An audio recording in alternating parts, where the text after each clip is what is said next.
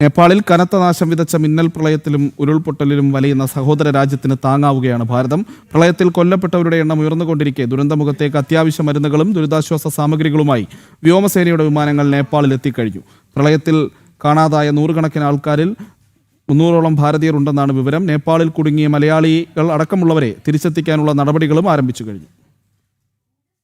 വസുദൈവ കുടുംബകമെന്ന ഭാരതീയ ദർശനം മുൻനിർത്തി അയൽ രാജ്യത്തെ പ്രകൃതി ദുരന്തത്തിൽ ആദ്യമായി സഹായഹസ്തം നീട്ടിയിരിക്കുകയാണ് ഭാരതം. നേപ്പാളിൽ വൻ നാശനഷ്ടമുണ്ടാക്കിയ മിന്നൽ പ്രളയത്തിന് പിന്നാലെ മണിക്കൂറുകൾക്കുള്ളിൽ തന്നെ ദുരിതാശ്വാസ വിമാനങ്ങൾ ഇന്ത്യൻ വ്യോമസേന നേപ്പാളിലേക്ക് അയച്ചു. ഇന്ന് നേപ്പാളിലേക്ക് രണ്ടാമത്തെ വിമാനവും അവശ്യ സാധനങ്ങളുമായി പുറപ്പെട്ടു. ആവശ്യമെങ്കിൽ കൂടുതൽ ദൗത്യ സംഘങ്ങളെ അയക്കാൻ സജ്ജമാണെന്ന് മോദി സർക്കാർ അറിയിച്ചു. ദുരന്തത്തിൽ കാണാതായവരിൽ 300ലധികം ഭാരതീയർ ഉണ്ടെന്നാണ് വിദേശകാര്യ മന്ത്രാലയം സ്ഥിരീകരിക്കുന്നത്. ഇതിൽ കൈലാസ മാനസ സരോവർ തീർത്ഥാടനത്തിനായി പോയ ഭക്തരും ഉൾപ്പെടുന്നു. കാഠ്മണ്ഡുവിലെ ഇന്ത്യൻ എംബസി കേന്ദ്രീകരിച്ച് മുഴുവൻ സമയ ഹെൽപ്പ് ലൈനുകൾ തുറന്ന് കാണാതായ ഭാരതീയരെ കണ്ടെത്തുവാനും സുരക്ഷിതമായി തിരിച്ചെത്തിക്കുവാനും മന്ത്രാലയം ഊർജിതമായ പ്രവർത്തനങ്ങളാണ് നടത്തുന്നത്. നേപ്പാൾ സർക്കാരിന്റെ അഭ്യർത്ഥന ലഭിച്ചാൽ ഉടനടി രംഗത്തിറങ്ങാൻ NDRF സംഘവും സർവ്വസജ്ജമായി നിലയുറപ്പിച്ചിട്ടുണ്ട്. അതേസമയം നേപ്പാളിലെ പ്രളയം മൂലം അതിർത്തി നദികളിൽ ജലനിരപ്പ് ഉയരുന്നത് കണക്കിലെടുത്ത് ബീഹാറിലും ഉത്തർപ്രദേശിലും NDRF മുൻകരുതലായി വൻ സേനാ സന്നാഹം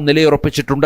CWC से कोऑर्डिनेट करके फ्लड का क्या चांस हो सकता है बिहार और यूपी में, बेसिकली गंडक रिवर है जो बिहार और यूपी में आती है, उससे क्या इम्पैक्ट होगा उसका असेसमेंट किया था। कल बिहार चीफ मिनिस्टर ने पर्सनली इसको रिव्यू किया था। उसके बाद 2 एडिशनल टीम NDRF की डिमांड की गई थी जो कि 2 जगह डिप्लॉय कर दी गई थी और आज के दिन बिहार में अभी 9 टीम्स फील्ड पर डिप्लॉयड है फ्लड के नज़र को रखते हुए रिस्पॉन्ड करने के लिए।